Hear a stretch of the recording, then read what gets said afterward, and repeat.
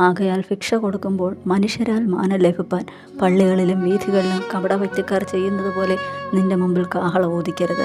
അവർക്ക് പ്രതിഫലം കിട്ടിപ്പോയി എന്ന് ഞാൻ സത്യമായിട്ട് നിങ്ങളോട് പറയുന്നു. നാം നന്മ ചെയ്യുന്നത് രഹസ്യമായിട്ടായിരിക്കണം എന്നാണ് ഈ വാക്യത്തിൻ്റെ പ്രധാനമായും അർത്ഥമാക്കുന്നത്.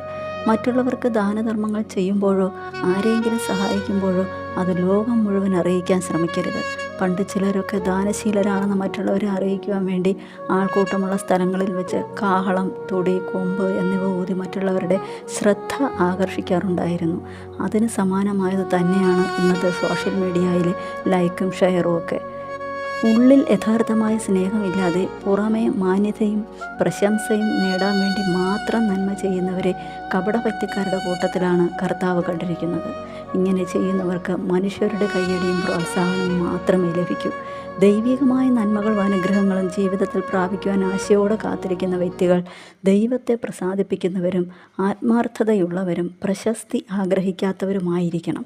എന്നാൽ നിശ്ചയമായും രഹസ്യത്തിൽ കാണുന്ന പിതാവ് നിങ്ങൾക്ക് പ്രതിഫലം നൽകി മാനിക്കും.